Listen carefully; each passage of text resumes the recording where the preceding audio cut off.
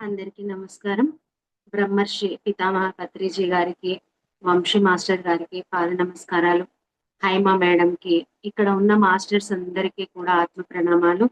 Masters, మనము మిలారెప్ప గారి చరిత్ర చెప్పుకుంటున్నాం. మరి గత వారం మనము ఏం చెప్పుకున్నాము అంటే, చక్కని సంఘటన హత్యా ప్రయత్నంలోని కొంత భాగం మనం చెప్పుకున్నాము.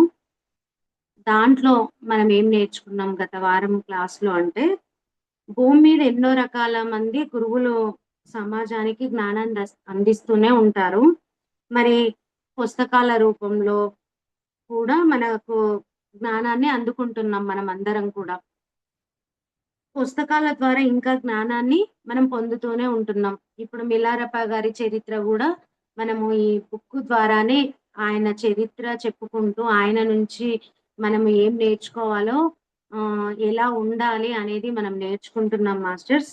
నెక్స్టు, ఒక గురువుగా ఎదిగిన తర్వాత ఇంకొకరు గురువుగా ఎదుగుతున్నప్పుడు వారిని చూసి ఎప్పుడు కూడా మనము అసూయ గాని, ద్వేషం గాని రాకూడదు. ఒకవేళ అలా వచ్చింది అంటే, మన ఆధ్యాత్మిక జ్ఞానం అంతా కూడా పతనమవుతుంది.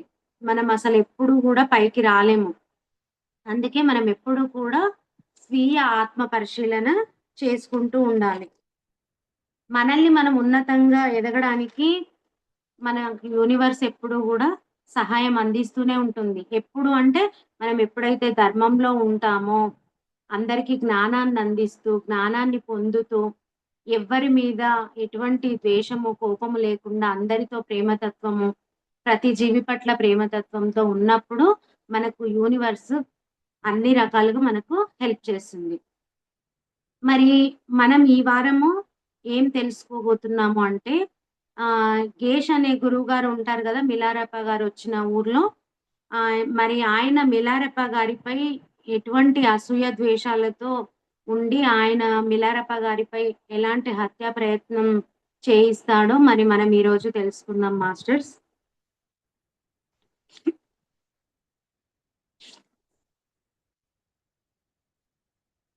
అయితే ఆహ్, చాలా అసూయ పడతాడనమాట గేష్ అనే గురువు మిలారెప్ప గారిపై. ఎలాగైనా అందరి ముందు ఈయనను తక్కువ చెయ్యాలి. అసలు ఈయన అసలు గురువే కాదు అని రుజువు చేయాలని చాలా ప్రయత్నాలు చేస్తాడు. పుస్తక జ్ఞానం గూడా లేదు ఇతనికి అని ఎంతో అవమానపరుస్తాడు. కానీ ఆయనకు అది తగ్గదనమాట. ఆ కోపం గాని, ద్వేషం గాని తగ్గదు. దాంతో ఇంకా హత్యా ప్రయత్నం ఎలాగైనా సరే నేను హత్యా ప్రయత్నం చేయించాలని ఫిక్స్ అయ్యి, గేష్ అనే గురువు దగ్గర కొంతమంది ఆడవాళ్ళుంటారనమాట. ఆయనకు సహాయం జేసేవాళ్ళు. అయితే అందులో ఒక ఆమెను ఎన్నుకొని ఆహ్, ఆమెకు చెప్తాడు. పెరుగును, విషం కలిపిన పెరుగును మిలారెప్ప గారి చేత తినిపించాలి అని ఆమెను పంపిస్తాడు. ఒకవేళ నువ్వలా చేస్తే నీకొక మనీని ఇస్తాను గిఫ్ట్‌గా అని చెప్తాడనమాట. చెప్తే ఇంకా వాళ్ళకి ఆశ ఉంటుంది గదా! ఎవరికైనా గూడా ఏదన్నా ఒకటి లభిస్తుంది అంటే, ఆ పని చేయడానికి వాళ్ళు సిద్ధమైతారు. అలా ఆమె గూడా ఆ పని జేయడానికి విషాన్ని తీసుకొని మిలారెప్ప గారి దగ్గరికి వెళ్తదనమాట. అయితే మిలారెప్ప గారికి తన దగ్గర ఉన్న, అంటే తన దగ్గరకొచ్చిన వాళ్ళ లోపల వాళ్ళ మనసులో ఎలాంటి ఉద్దేశ్యం ఉందో తనకి తెలిసిపోతది. మామూలుగా ఏ గురువుకైనా సరే తన దగ్గర ఉన్నవాళ్ళు వాళ్ళ లోపల ఎటువంటి ఆలోచనలతో ఉన్నారో వాళ్ళకు తెలిసిపోతది. కానీ వాళ్ళలా చెప్పరు.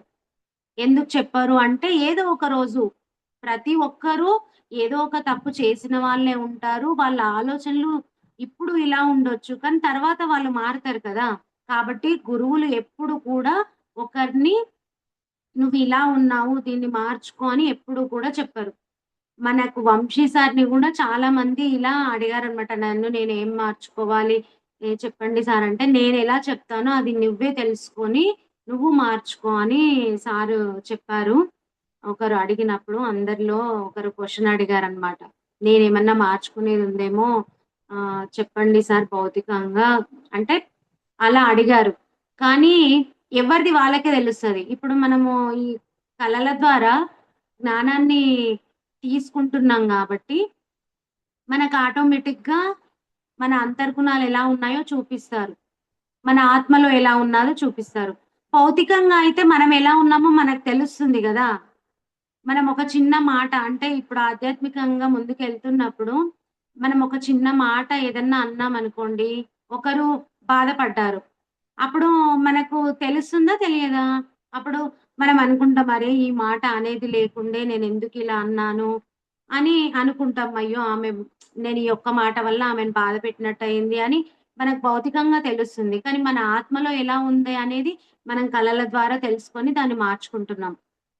అలాగే గురువులకు ఎదుటి వ్యక్తి లోపల ఉన్న భావన ఎలా ఉన్నారు, వాళ్ళు ఎటువంటి ఆలోచనలతో ఉన్నారు, ఎందుకొచ్చారు అనేది వాళ్ళకు బాగా అర్థమైపోతుంది. అయితే మిలారెప్ప గారికి కూడా ఈమె విషం కలిపిన పెరుగును తెచ్చిందని తనకు అర్థమైపోతుందనమాట.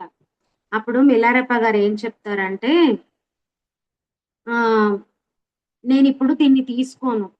నువ్వు తెచ్చిన ఈ పెరుగును నేనిప్పుడు తినను. నాకు అది తినడానికి ఇంకా టైముంది." అంటే అది విషం కలిపిందని ఆయనకు తెలుసు కదా! తెలుసు గాబట్టి ఆయన నేనిప్పుడు తీసుకోను. దాన్ని నువ్వు మళ్ళీ తర్వాత ఇంకోసారి తెచ్చినప్పుడు నేను తీసుకుంటా అని చెప్తాడనమాట. తనెందుకు అవతరించాడో మిలారెప్ప గారు ఆమెకు చెప్తారనమాట. తనెందుకు అవతరించాడో ఆ కార్యక్రమాన్నంతా తను దరిదాపులా అంటే మొత్తం పూర్తి చేశాను అని ఆమెకు చెప్తాడు. ఎంతవరకు పూర్తి చేశానో నాకు తెలుసు. ఆ విషాన్ని తిన్నా, తినకపోయినా అనతి కాలంలో నేను శరీర త్యాగం చేస్తానని గూడా మిలారెప్ప గారికి తెలుసు. ఆయనకిదంతా స్పష్టంగా తెలిసి మనసులో పెట్టుకొని పైకి ఇలా అన్నారు. ఇదంతా గూడా ఆయన మనసులో అనుకుంటున్నారు. ఆమెతో కాదు. అనుకోని ఆమెతో ఇలా అంటున్నారు. "నువ్వు తెచ్చిన ఆహారాన్ని తీసుకునేదిప్పుడు కాదు.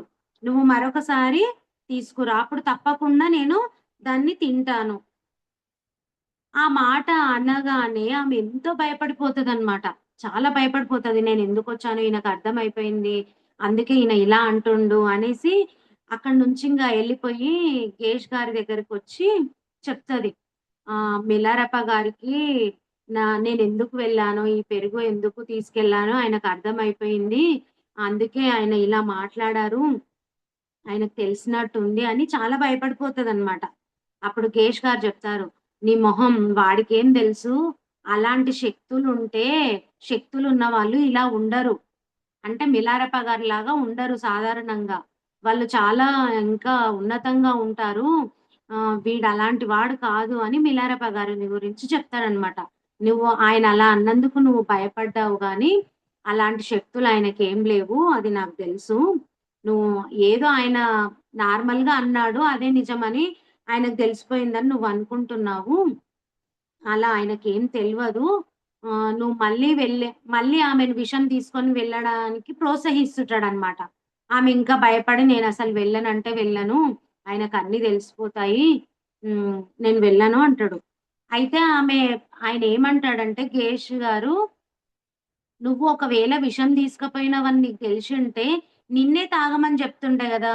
మామూలుగా మనకు ఎవరన్నా ఏదన్నా అనుమానం వచ్చినప్పుడు ఏం జేస్తారు? ఎవరన్నా ఏదన్నా ఇచ్చినప్పుడు వాళ్ళ మీద అనుమానం ఉందనుకోండి, "ముందు నువ్వు కొంచెం తాగి నాకియ్యి అప్పుడు నేను తాగుతా" అంటారు. ఎందుకంటే దాంట్లో ఏమైనా కలిపితే వాళ్ళు తాగరు గదా! అలా గేష్ గారు చెప్తున్నారు. ఒకవేళ నువ్వు విషం తీసుకుపోయిన పెరుగు అని తెలిసుంటే, ఆయన ముందు నిన్ను తాగిస్తుండే. కానీ ఆయన అలా చేయలేదు. ఆయనకేం తెలియదు అని గేష్ గారు చెప్తారనమాట. ఇంకా ఈసారి ఆమెను బలవంతంగా ఇంకా ఎన్నో ఆశలు పెడతాడు ఆమెకు. ఆమెకు ఏమంటాడంటే, "ఇన్ని రోజులు నువ్వు నాకు ఊకే హెల్పర్‌గా ఉన్నావు గదా! ఇప్పుడు నేను నిన్ను పెళ్లి చేసుకుంటా. నా ధర్మపత్నిగా స్వీకరిస్తా. నా యావత్ ఆస్తి మొత్తం నీకు హక్కుంటది దాని మీద. నీకు కూడా అందులో వాటా వస్తది. నీకింకా ఏమేం కావాలో అన్నీ గూడా నేను సమకూరుస్తా. నువ్వు మాత్రం మళ్ళీ తీసుకొని వెళ్ళు మిలారప్ప గారి దగ్గరికని" చెప్తాడనమాట. మిలారెప్ప గారి నుంచి "నువ్వు నేను చాలా బాధలు పడాల్సి వస్తది. కాబట్టి నువ్వు ఈ విషం తీసుకొని వెళ్ళు. నీకింకా అన్ని రకాలుగా నేను ఇస్తున్నాను గదా! అని ఆశ పెడతాడనమాట. ఇంకా ఆశ పెడితే ఆమె ఇంకా మొండి ధైర్యంతో ఇంగా తయారైతది. మిలారప్ప గారి దగ్గరికి విషం తీసుకొనెళ్ళడానికి. ఆ పాత్రను చేతిలో పట్టుకొని ఆమె మిలారప్ప గారి దగ్గరికి వచ్చి ఆ పాత్రను ఆయనకు అందిస్తుంది. ఈసారి మిలారప్ప గారు ఆ పాత్రను చిరునవ్వుతో అందుకొని ఇలా అంటాడనమాట. "ఈ పని నెరవేర్చినందుకు నీకు మని దొరికింది గదా! మని ముట్టింది కదా!" అంటాడు. ఆ మాట ఆమె తట్టుకోలేకపోతదనమాట ఇగ. ఆమె ఎందుకోసం వచ్చింది? ఏం ఏం ఏ లాభంతో ఆమె నా దగ్గరకొచ్చిందనేది చెప్పిన తడవే ఆమె తట్టుకోలేకపోతది. ఇంకా బోరున ఏడ్చేస్తదనమాట. ఇంగ జరిగిన విషయమంతా గూడా మిల్లారప్ప గారికి చెప్పేస్తదామె. చెప్పి భయంతో, పశ్చాత్తాపంతో ఆయన పాదాల మీద పడి నన్ను క్షమించండి ప్లీజ్. నేను ఇట్లా అని ఇంకా వెక్కి వెక్కి ఏడుస్తుంటది. జరిగిందంతా బయట పెట్టి ఇంకామె. ఇంకా ఆ విషపు పెరుగును మీరు తినొద్దు. దాన్ని నేనే తింటా. మీరు నాకే ఇయ్యండి. అని ఆయనను మీద కాళ్ళ మీద పడి ఏడుస్తుంటదనమాట. ఆహ్, తాను చేసిన పనికి ప్రాయశ్చిత్తంగా ఆ విషాన్ని తినడానికి అనుమతి ఇయ్యి నాకు అని మిలారప్ప గారిని కోరుకుంటది. కానీ మిలారప్ప గారు ఎన్నో చూసారు. ఆయన ఎన్ని కర్మలు చేసి దాన్ననుభవించి తను ఎంతో ఆహ్, పట్టుదలతో ఒక గురువుగా ఎలా ఉండాలో అన్నీ నేర్చుకొని ఇక్కడి దాకా వచ్చిన తర్వాత మరి ఆయన ఆ అమ్మాయిని ఎలా విషం తినమంటాడు? చెప్పడనమాట. ఇంకా నేను అలా చేయమని నేను ఒకవేళ నీకిస్తే నాకు ఏ కరుణ లేనట్టే ఇంకా. ఎందుకంటే కరుణా హృదయంతో ఉన్నారు గదా! మిలారప్ప గారు. అలా చెప్తాడనమాట. నేను ఒకవేళ నిన్ను విషం తాగమని నీకు చెప్తే, నేనసలు బోధిసత్వుడుగా చేసుకున్న ప్రమాణాలన్నీ కూడా ఉల్లంఘించినట్లయితది. ఆధ్యాత్మికంగా అది నన్ను సర్వనాశనం చేస్తుంది. నేనొకవేళ అలా చేస్తే అని ఆమెకు చెప్తాడనమాట. కాబట్టి నేను ఈ ప్రపంచం వదిలి ఇతర లోకాలకు వెళ్ళే సమయం ఆసన్నమైంది. ఇంతకుముందొచ్చినప్పుడు తను తీసుకోలేదు. తర్వాతొచ్చినప్పుడు తీసుకున్నాడు. ఎందుకంటే అప్పుడు ఆ టైం ఇంకా కొన్ని రోజులు టైముంది. నేను శరీరాన్ని వదలడానికి అని ఆ విషయాన్ని తీసుకోలే. ఇప్పుడెందుకు తీసుకున్నాడంటే, ఇంకా నేను శరీరాన్ని వదిలిపెట్టే సమయం ఇతర లోకాలకు వెళ్ళే సమయం ఆసన్నమైంది కాబట్టి నేను ఇప్పుడు దీన్ని తీసుకుంటున్నా. దీన్ని తీసుకోవడం వల్ల నీకు మనీ లభిస్తుంది. గేష్ గారికి తృప్తి గూడా అయితుంది. నేను ఈ విషం తాగడం వల్ల మీ ఇద్దరికి గూడా ఒక లాభం పొందుతారు మీరు. ఈ విషానికి నా మీద ఏదో పెద్ద ప్రమాదం ఉంటది. అంటే ఆ విషం వల్ల నాకేదో ప్రమాదం జరుగుతుందని నువ్వేమి భయపడకు. ఎందుకంటే నా టైమొచ్చింది. నేను తీసుకున్నా. అందుకోసమే తీసుకున్నా. చూడండి ఫ్రెండ్స్, మనము ఒక పని చేస్తున్నప్పుడు ఇప్పుడు ఆ అమ్మాయి ఉంది. ఆ అమ్మాయి విషం తీసుకొని వెళ్ళమని వాళ్ళ గురువు చెప్తే మిలారప్ప గారి దగ్గరికొచ్చింది. అంటే మనము ఒక పని చేస్తున్నాము అంటే మన ఆలోచనలు ఏ విధంగా ఉంటాయో అలాంటి భావననే ఎదుటి వాళ్ళకు తెలుస్తది. మళ్ళీ అలాంటి వాటికే మనం కనెక్ట్ అయ్యి వాళ్ళు చెప్పిన పని నెగెటివ్ అయినా సరే మనం చేయగలుగుతాం. కాబట్టి ఎప్పుడు కూడా మన ఆలోచనలు గూడా పాజిటివ్‌గా ఉండాలి. మామూలుగా చెప్తారు గదా! మనకి ఏదన్నా మన ఎనర్జీ తక్కువున్నప్పుడు, మనం ఏదైనా కోరికలతో ఎక్కువ సతమతం అవుతున్నప్పుడు, ఆస్ట్రల్‌గా అంటే కొన్ని ఆత్మలుంటాయి గదా! కోరికలు నెరవేరని ఆత్మలు. అలాంటివి తొందరగా అట్రాక్ట్ చేస్తాయి. అందుకే వీళ్ళకు గాలి సోకింది, ఇలా జేస్తుర్రు, అలా జేస్తుర్రు అని అంటారు. ఎందుకు అలా జరుగుతుంది అంటే, మన ఎనర్జీ లెవెల్స్ తక్కువున్నప్పుడు. ఎనర్జీ లెవెల్స్ ఎప్పుడు తక్కువగా ఉంటాయి అంటే, మనము ఒక దాని కోసము తపన పడుతున్నప్పుడు అది కావాలి, అది కావాలి అని ఇంకో ఆలోచన లేకుండా మనం ఎప్పుడైతే అలా ఉంటామో, ఏ సోల్‌కైతే అలాంటి కోరిక ఉంటుందో, ఆ సోల్ తొందరగా అట్రాక్ట్ చేస్తది. చేసి దాన్ని మన శరీరంలోకి వచ్చి ఆ కోరిక నెరవేర్చుకొని ఎళ్ళిపోతది. ఒకవేళ ఇబ్బంది పెట్టేటివి అలాంటివుంటే అవి ఏవన్నా కర్మల వల్ల అలా ఉంటుండొచ్చు. కానీ మన వాస్తవానికి మనమే కారణమని మనం తెలుసుకుంటున్నాం గాబట్టి, ఏ సోల్ గాని మనల్ని ఇబ్బంది పెట్టదు. ఒకవేళ ఇబ్బంది పెట్టింది అంటే అది మన గత జన్మ కర్మ. అది మన వల్ల బాధపడిన సోల్ అయ్యుంటది. సోల్ అయ్యుండొచ్చు. దానివల్ల అది మనల్ని బాధ పెట్టుండొచ్చు.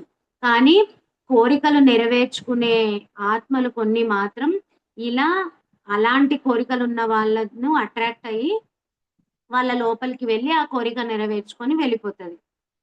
కాబట్టి మనము ఎలాంటి సాంగత్యంలో ఉంటామో, అలాంటి భావననే మనకు అంటే ఇప్పుడు గా మాట్లాడే వాళ్ళు, చెడుగా ఆలోచించే వాళ్ళతో ఉన్నామనుకోండి, మనకు గూడా అలాంటివే ఒస్తది. అలాంటి బుద్ధితో ఉంటాము. మంచిగా సజ్జన సాంగత్యం చేసే వాళ్ళతో ఉంటే, మంచిగా ఆలోచిస్తాం. ఒక పాజిటివ్‌గానే ఉంటాము. అలా ఈమె తన ఆలోచనలు అంటే తనకు ఎలాంటి కోరికలుంటే ఆ మోహం వల్ల అసలు ఆ గురువు ఏం చెప్పాడు అని గూడా ఆలోచించకుండా, అసలు ఎందుకోసం ఇయ్యాలి అని తను కొంచెం గూడా విచక్షణ ఉపయోగించకుండా ఆ గురువు చెప్పినట్టు తను చేసింది. అంటే అక్కడ ఆ గురువు నెగెటివ్‌గా ఉన్నాడు. తన మీద హత్యా ప్రయత్నం చేస్తున్నాడని తెలుసు. అది తప్పని తెలుసు. అయినా గూడా అది చేసింది. ఎందుకంటే మనం ఎలా ఉంటే అలాంటి వాళ్ళే కనెక్ట్ అవుతారు. అలాంటి పనులు వాళ్ళు చెప్పగానే మనం చేయగలుగుతాం. కాబట్టి మనం ఎప్పుడూ కూడా చాలా జాగ్రత్తగా ఉండాలి. ఎరుక స్థితిలో ఉండాలి ఎప్పుడూ కూడా. మనము 10 మందిలోకి వెళ్ళామంటే, మన ధ్యానంలోకి వచ్చిన వాళ్ళకు ప్రతి ఒక్కరికి కూడా అనుభవమే. ఎందుకంటే, మన ఆలోచన విధానం వేరే ఉంటుంది. అన్నీ కొంచెం కొంచెం మారుతూ ఉంటాయి. ఒక ఫంక్షన్‌కెళ్ళామనుకోండి, అక్కడ 10 మంది కలిసినప్పుడు వాళ్ళది కొన్ని నచ్చనే నచ్చవు మనకు.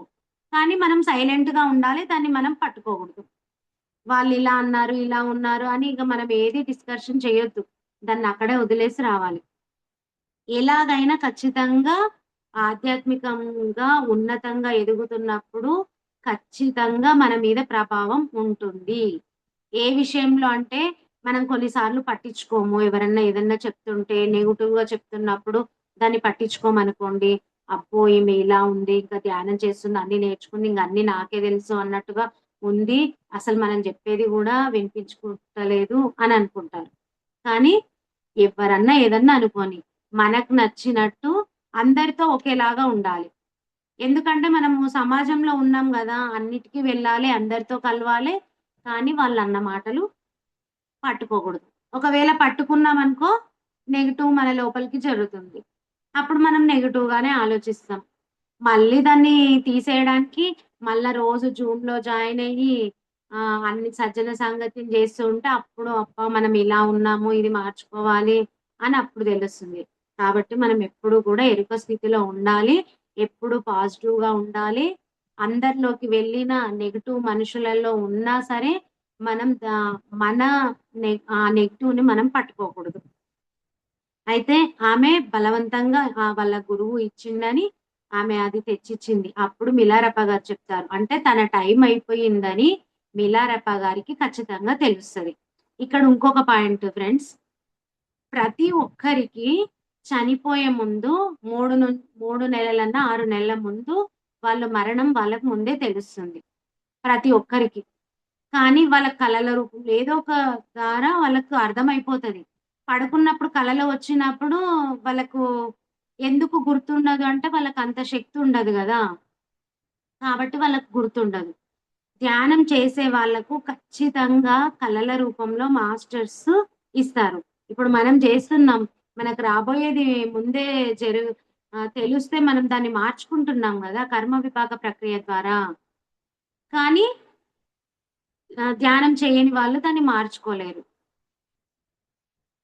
అంటే గురువులకు గాని, ఆధ్యాత్మికంగా ఎదుగుతున్న వాళ్ళకి వాళ్ళ భవిష్యత్తు ముందే తెలుస్తుంది. అర్థమైపోతుంది.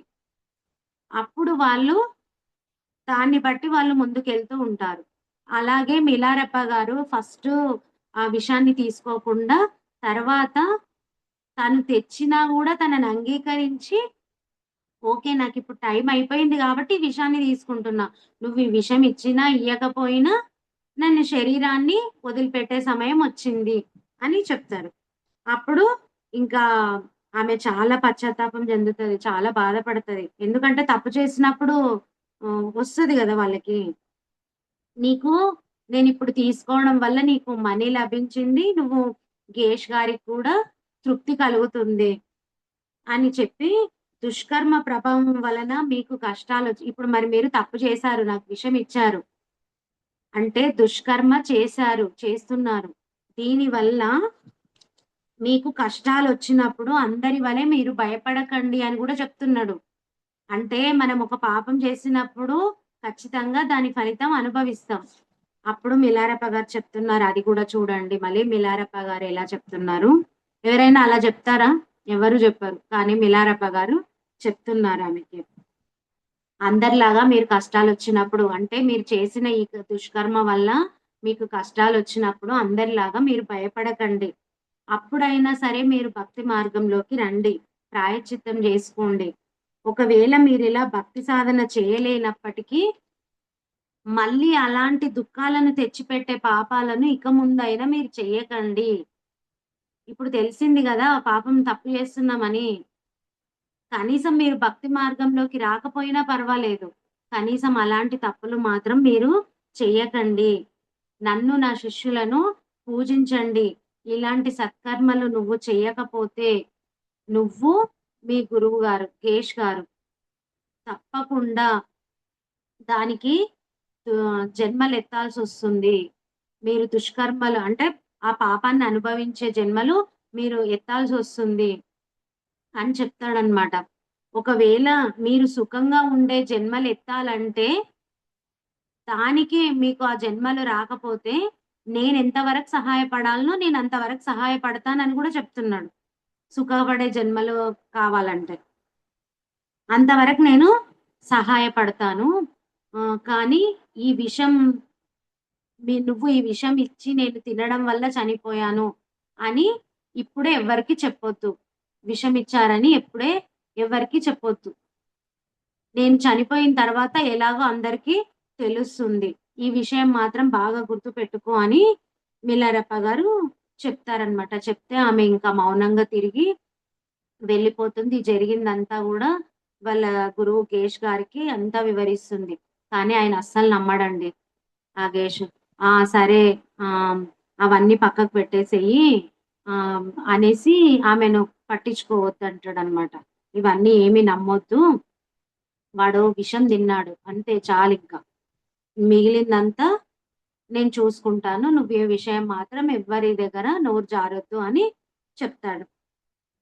మిలారెప్ప గారికి తాము స్వయంగా దేహత్యాగం చేయబోతున్నానని ఆహ్, అందరికి తెలుస్తదనమాట ఇంకా. చనిపోయే సమయం దగ్గరకొచ్చిందని. తెలియడం వల్ల ఇంకా ఆయనను చూడడానికి జనాలు తండోపతండాలుగా తెలిసిన వాళ్ళు, తెలియని వాళ్ళు, పిల్లలు, పెద్దలు ఇంకా ఆయన దర్శనం జేసుకోవడానికి చాలా మంది జనాలొస్తారనమాట. అందరికి వార్త తెలిసి. ఇంకా అనతి కాలంలోనే అంటే చాలా తొందర కాలంలోనే ఆయన చుట్టూ పెద్ద జన సమూహం గూడా ఏర్పడుతుంది. వారిలో అందరూ ఉంటారు. మరి దూర దూర ప్రాంతాల నుంచి గూడా వస్తారనమాట ఆయనను చూడ్డానికి. అప్పుడు వాళ్ళందరికీ మిలారప్ప గారు ఏం చెప్తారు అంటే, ఈ విశ్వం గురించి, జీవం గురించి, సత్య స్వరూపం గురించి, నిజంలాగా భ్రాంతి గొల్పుతున్న ఈ జగత్తు యొక్క నిజతత్వం ఏంటి? ఈ వర్డ్స్ అన్నీ గూడా చాలా డీప్‌గా ఉన్నాయి మాస్టర్స్.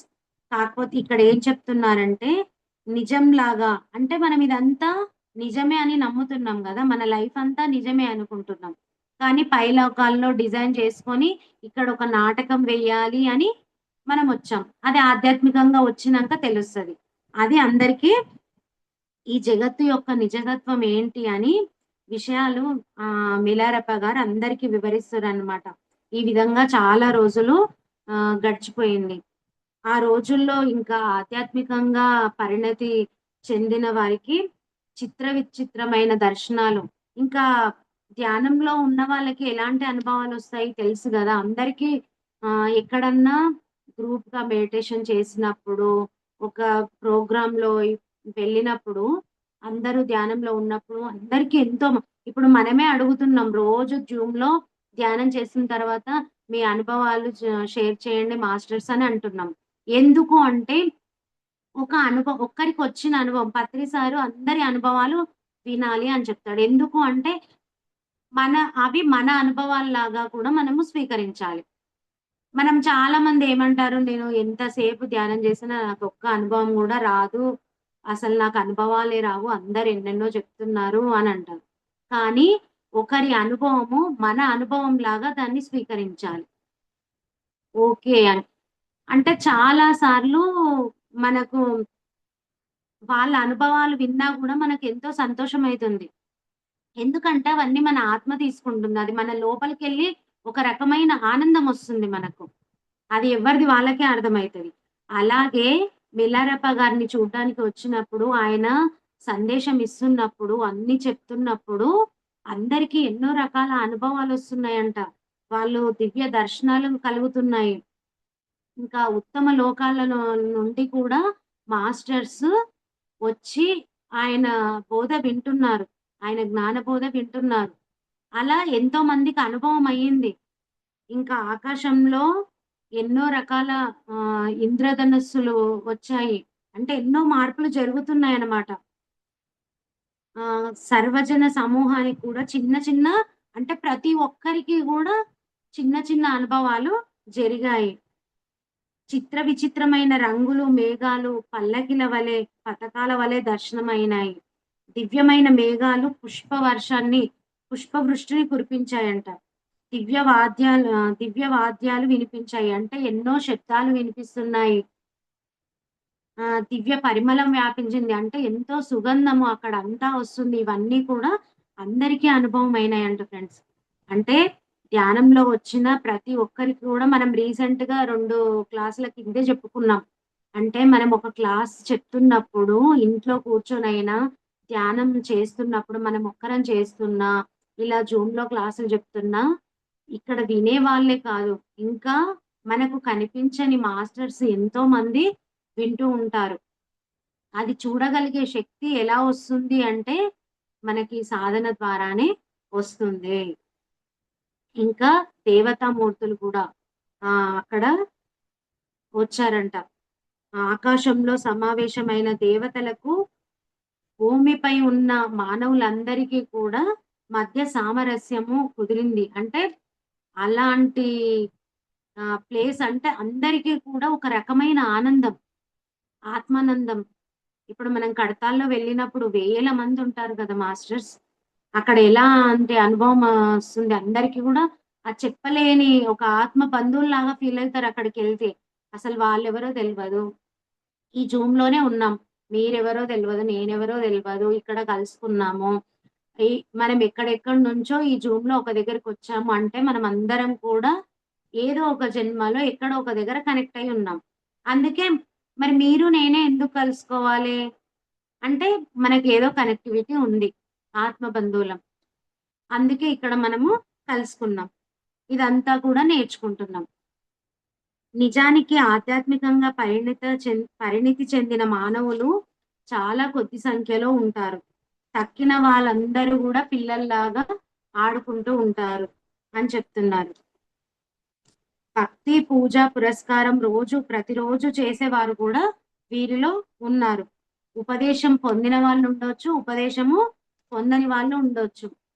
ధ్యానం చేసి అంటే ఆధ్యాత్మికంగా ఉన్నతి చెందిన వాళ్ళు ఉండొచ్చు, చెందని వాళ్ళు గూడా ఉండొచ్చు. కానీ అందరికీ ఒక రకమైన ఆనందము ఆహ్, ఆనందం పొందుతున్నారు వాళ్ళందరూ కూడా.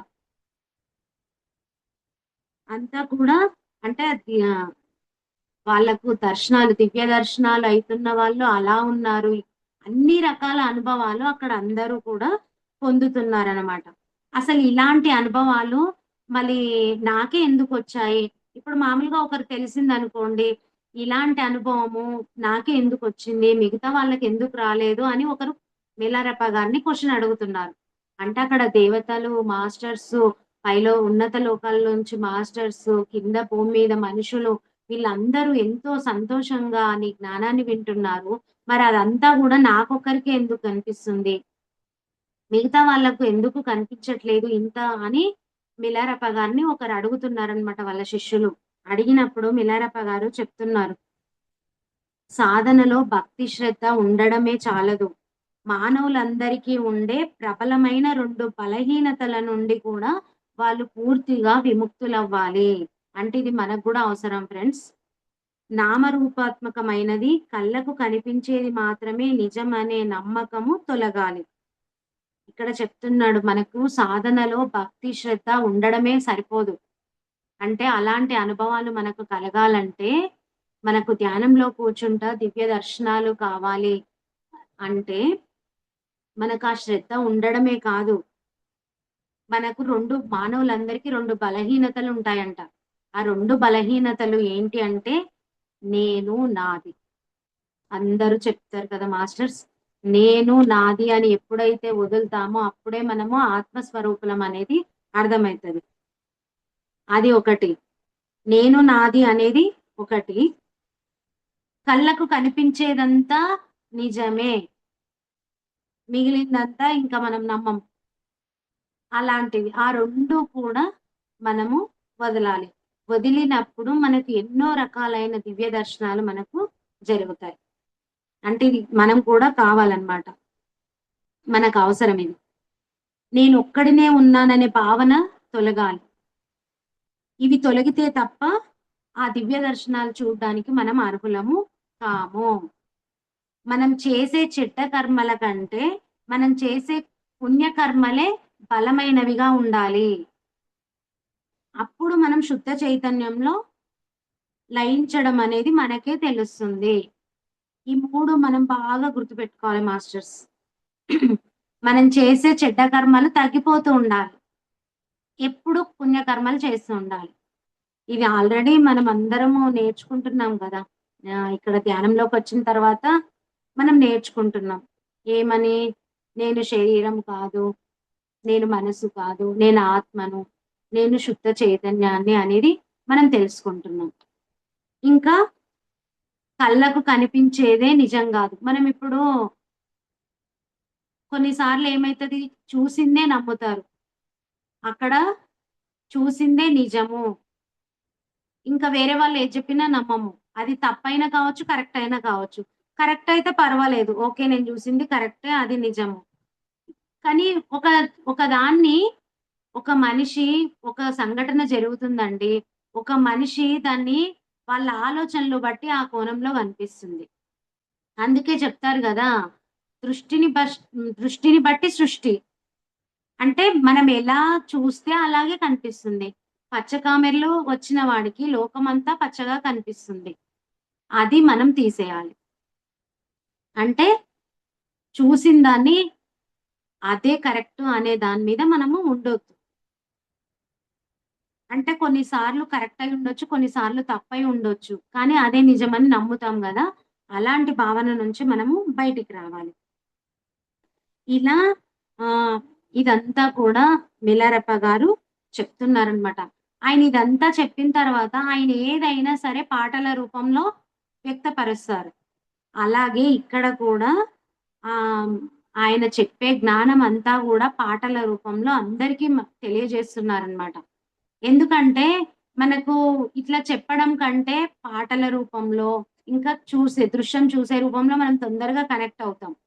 సినిమా చూసినప్పుడు అది. ఇప్పుడు పిల్లలకు కూడా స్కూల్లో ఆహ్, టీవీ టీవీలో చూయించడం అంటే ఇప్పుడు అలాగా డిజిటల్ క్లాసెస్ అవుతున్నాయి గదా! అంటే చూస్తే తొందరగా వాళ్ళకు శక్తి గుర్తుంచుకోగలుగుతారనమాట.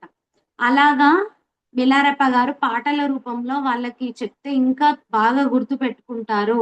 వాళ్ళది మార్చుకోవడానికి ప్రయత్నం చేస్తారు అని మిలారెప్ప గారు పాటల రూపంలో వాళ్ళకు చెప్తున్నారు అందరికీ కూడా.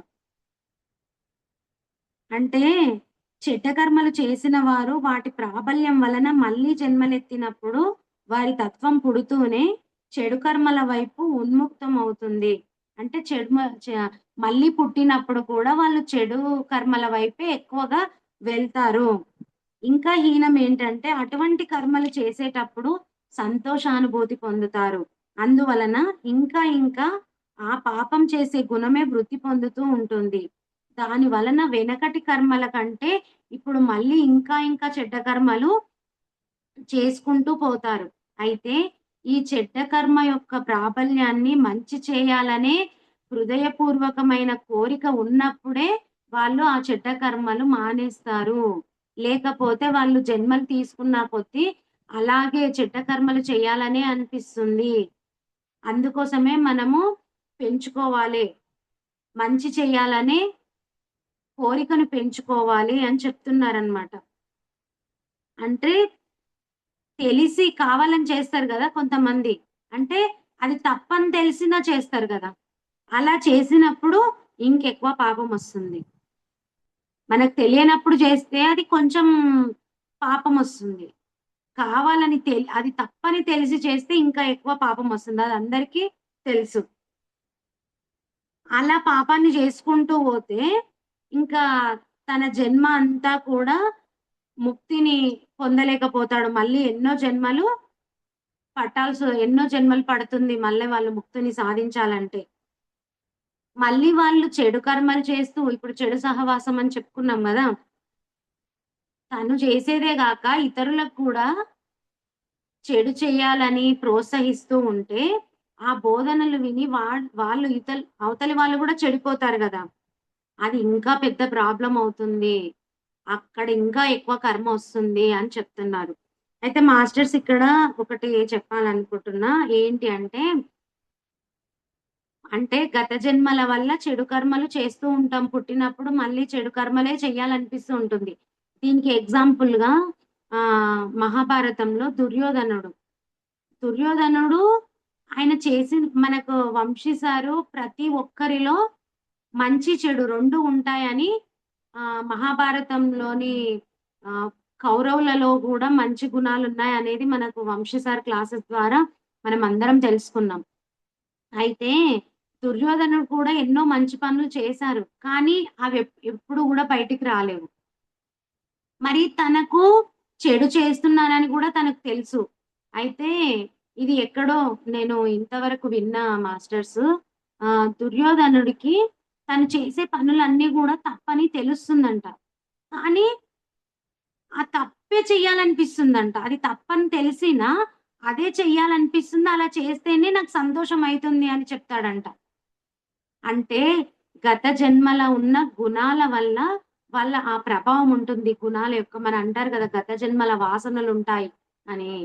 అలా తనకు అది తప్పని తెలిసినా కూడా అదే చెయ్యాలని అనిపిస్తుందంట. మరి అలాంటి తప్పు ఎప్పుడు పోతుంది? ఇలా జన్మలు తీసుకుంటూ ఆ తప్పులు చేసుకుంటూనే ఉండాలా? కాదు. మనకు మిలారెప్ప గారు చెప్తున్నారు.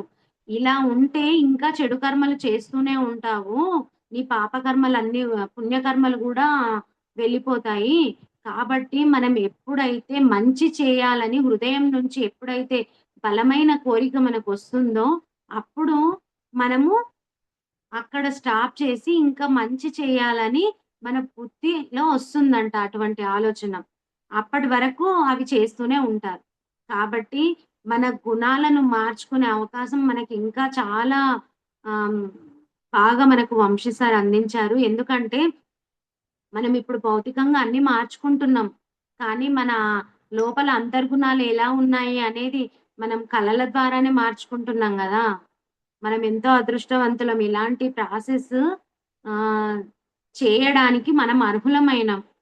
అంటే అలాంటి అవకాశం మనకు యూనివర్స్ ఇచ్చింది అంటే, మనం ఎంతో కొంత పుణ్యం జేసి దాన్ని గట్టిగా పట్టుకున్నాం. కాబట్టి ఇక్కడ వంశీ సార్ లాంటి గురువు దొరికారు. ఆ గురువు దగ్గర ఆ జ్ఞానాన్ని అందుకొని మనం మార్చుకుంటున్నాం.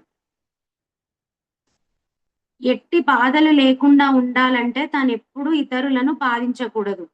ఇక్కడ మనకు కర్మలు అంటే మనం పశ్చాత్తాపం చెందుతాం గదా!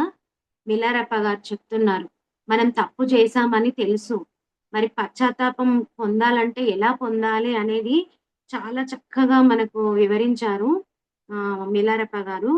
ఎట్టి బాధలు లేకుండా ఉండాలంటే తనెప్పుడు ఇతరులను బాధించకూడదు. మనకేదైనా బాధలొస్తే మన కర్మ అనుకుంటాం. అప్పుడేమనిపిస్తుంది? మనం పడే బాధ మన శత్రువుకు గూడా ఇలాంటి బాధ రావద్దు అనుకుంటాం. అంటే మనం ఇతరులకెప్పుడు గూడా హాని చెయ్యొద్దు అనుకోవాలి. చేసిన పాపాలకు ప్రాయశ్చిత్తం ఎలాగంటే, మొదట తను చేసిన పనులకు తీవ్ర పశ్చాత్తాపం చెందాలి. అంటే మిలారప్ప గారి జీవిత చరిత్ర నుంచే మనకిక్కడ చెప్తున్నారు. తను చేసిన పనులకు తీవ్ర పశ్చాత్తాపం చెందాలి. తర్వాత గురువు దగ్గర దాపరికం లేకుండా హృదయపూర్వకంగా చెప్పుకోవాలి. అలా చేసేటప్పుడు మళ్ళీ తిరిగి ఎట్టి పరిస్థితుల్లో ప్రాణాలు పోయినా సరే మళ్ళీ అటువంటి పనులు చేయకూడదని దృఢంగా నిశ్చయించుకోవాలి. ఈ 3 చేసినట్లయితే ప్రాయశ్చిత్తం జరుగుతుంది. ఈ మూడిట్లో అంటే చాలా మంది పశ్చాత్తాపం చెందుతారు. నేను తప్పు చేసినా అని ఎంతో బాధపడతారు, ఏడుస్తారు. నేను మళ్ళీ ఇలాంటి తప్పు చెయ్యను అంటారు.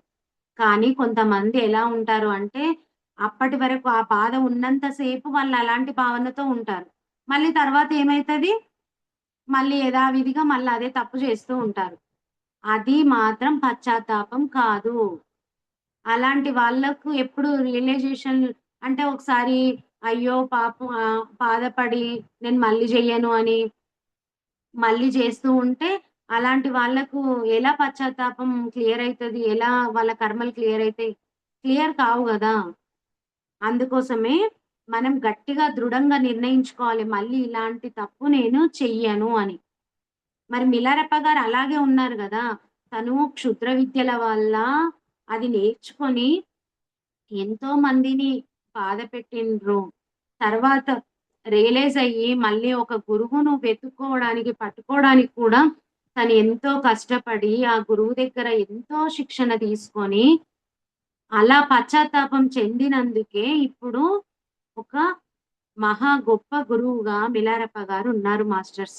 మరి ఇక్కడ మనం ఇలా చెప్పుకుంటున్నాము అంటే, ఒకటే జన్మలో ఇంత రియలైజేషన్‌తో ఉంటూ, ఒక గురువు చెప్పిన జ్ఞానాన్ని పట్టుకొని, ఆ గురువు ఎంత శిక్షణ ఇచ్చినా, ఎలాంటి హింసించే శిక్షణలిచ్చినా గూడా అక్కడ వెళ్ళిపోకుండా అక్కడే నిలబడి ఆహ్, తను ఎంతగా మార్చుకున్నాడో మనమందరం నేర్చుకున్నాం కదా మాస్టర్స్.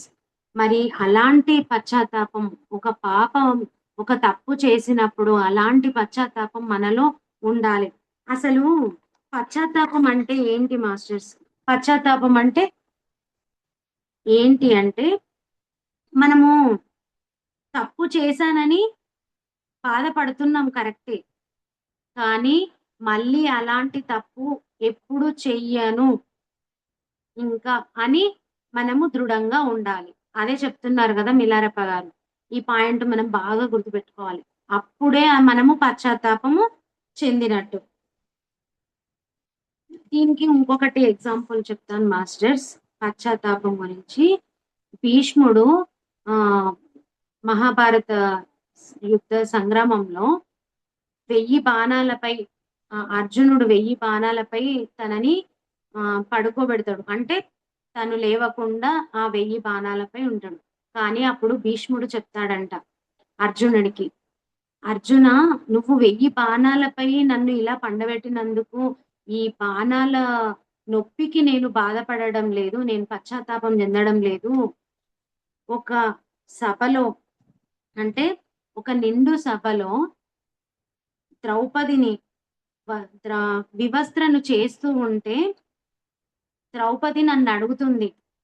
ఈ ఇంటి కోడల్ని, నీకు మన్మరాల్ని నన్ను జుట్టు పట్టి లాక్కొచ్చి వస్త్రాపహరణం చేస్తుంటే ఇంతమంది పెద్దలుండి కూడా చూస్తూ ఉంటారా? ముఖ్యంగా భీష్మ పితామహ మీరు ఆహ్, అని అన్నా కూడా భీష్ముడు ఎటువంటి మాట మాట్లాడలేదంట మాస్టర్స్. నేనప్పుడు ధృతరాష్ట్రుడు నాకు చెప్పాలి. ధృతరాష్ట్రుడు చెప్తేనే నేనక్కడ చెప్తాను అన్నట్టుగా, ఆపేస్తాను అన్నట్టుగా భీష్ముడున్నాడు. కానీ తను ఒక బండరాయిలాగా ఉండిపోతాడంట మాస్టర్స్ భీష్ముడు. అప్పుడు అలా ఉండిపోయిన అసలు నేనెందుకు అలా ఉండిపోయాను? నా లోపలికెళ్ళి ఒక్క మాట కూడా నేను మాట్లాడలేదు. జడ పదార్థంగా ఉండిపోయాను. అసలెందుకు చలించలేదు అని ఇప్పటికీ ద్రౌపది యొక్క ఆర్తనాదాలు నాకు వినిపిస్తూనే ఉన్నాయి. దానికి నా చెవిలో వినిపిస్తున్నాయి. ఆ ఆర్తనాదాలే గుచ్చుకుంటున్నాయి నాకు బాణాల్లాగా అని అప్పుడు పశ్చాత్తాపం చెందుతుంటాడంట మాస్టర్స్. అంటే ఆ భీష్ముడిది ఇక్కడ అంటే తను ఎలాంటి రియలైజేషన్‌లో ఉండి, అప్పుడు పశ్చాత్తాపం చెంది తను విష్ణు సహస్రనామాలు అప్పుడే గదా రాస్తారు, చెప్తారు అని మనకు తెలుసు. అలా భీష్మ పితామహ పశ్చాత్తాపం చెందుతాడంట. మరి ఎంతటి పాపానికైనా పశ్చాత్తాపం అనేది ఉండాలి. ఖచ్చితంగా పశ్చాత్తాపం చెందాలి. ఏదో ఒక రోజు. ఈ జన్మలో కాకపోతే వచ్చే జన్మలో. మళ్ళీ మనం ఇంతవరకొచ్చాము. ఇప్పుడు మనం ఎన్నో కర్మలు చూసుకుంటున్నాము. ఎన్నో కర్మలు. అసలు ఆ కర్మలు చూస్తే నేను అలాంటి కర్మలు చేశానా అని అసలు కొంతమంది ఒప్పుకోరు మాస్టర్స్. మనము కళల ద్వారా మన కర్మలు చూసుకుంటున్నాం గదా! కొంతమందికి అసలు ఎన్ని రోజులు చేసినా ఏ కర్మలు చూయించరు కలలో. ఎందుకు చూయించరు అంటే వాళ్ళకు ఒకరికి ఇలాగే మెసేజొచ్చింది. ఎందుకు వాళ్ళకు కళలు చూపిస్తలేరు అంటే, వాళ్ళు నువ్వు ఇలాంటి పని చేశావు, ఇలాంటి కర్మ చేశావు అని చూపిస్తే, వాళ్ళు తట్టుకునే స్థితిలో లేకుంటే మాస్టర్స్ కర్మలు చూయించరంట. ఇప్పుడు చాలా మంది ఏదన్నా కర్మ చెప్పినప్పుడు, "అమ్మ నువ్విలా చేశావు గతంలో, గత జన్మలో. అందుకే నీకీ ప్రాబ్లమొచ్చింది" అని చెప్తే, "మేడం నేను అసలు అలాంటి దాన్ని గాదు మేడం. నేను అలా చెయ్యనే చెయ్యను." ఆహ్, అని ఒప్పుకునే స్థితిలో ఉండరు వాళ్ళు. అలాంటి వాళ్ళకి చూయించారు. కానీ మనం చూసి రియలైజ్ అయ్యి దాన్ని మార్చుకుంటున్నాం మాస్టర్స్. మనకంత మంచి అవకాశాలు ఇక్కడ పత్రి సారు, వంశీ సారు మనకిచ్చారు. అన్ అందుకే ఎంతటి పాపానికైనా సరే పశ్చాత్తాపం అనేది ఉండాలి. అది స్థిరంగా ఉండాలి. అప్పుడే మన పాపకర్మ క్లియర్ అయితుంది. మనము ఇప్పుడు చేసే కర్మ విపాక ప్రక్రియ గూడా అంతే గదా! మనం ఎంత నువ్వు మనం కర్మ విపాకం 11 రోజులు చేయండి. మీకు ఆ కర్మ క్లియర్ అయితది అని సార్ చెప్తారు. మనము గైడెన్స్ ఇచ్చినప్పుడు మనం కూడా చెప్తాము. కానీ కొంతమందికి అది కాదు. ఎందుకు కాదు అంటే 11 రోజులు చేసినా కూడా, నువ్వు ఒక్క రోజు చేసినా కూడా మన హృదయంలో నుంచి ఎప్పుడైతే రియలైజేషన్ వస్తుందో, అప్పుడే మనకు కర్మ క్లియర్ అయితుంది. నువ్వు రోజుకు 3 సార్లు జేషినా, నువ్వు 11 రోజులు జేషినా, 20 రోజులు జేసినా, మన లోపల నుంచి, మన హృదయం నుంచి ఎప్పుడైతే రియలైజేషన్ వస్తుందో, అప్పుడే ఆ కర్మ క్లియర్ అవుతుంది. అందుకే మనం ఖచ్చితంగా కర్మ ధ్యానము, జ్ఞానసిద్ధి ధ్యానము, దాని ద్వారా అన్నీ తెలుసుకొని, మన కర్మలను చూసుకొని, మనం పడే సమస్యలకు అన్నిటికి ఆహ్, ఆ కళల ద్వారా చూసుకొని, కర్మ విపాక ప్రక్రియ ద్వారా మనం రియలైజేషన్ పొంది, ఆ కర్మలను క్లియర్ చేసుకోవాలి. ఇది ఖచ్చితంగా అందరూ చేయండి మాస్టర్స్. మాస్టర్స్ ఇంకా మిలారప్ప గారు ఎలాంటి సందేశాలిచ్చారో మళ్ళీ మనం వచ్చే వారం తెలుసుకుందాం. ఆహ్, థాంక్ యూ మాస్టర్స్. ఈ మిలారప్ప గారి చరిత్రను చెప్పే అవకాశం ఇచ్చినందుకు మాస్టర్స్ అందరికీ కూడా కృతజ్ఞతలు. Thank you.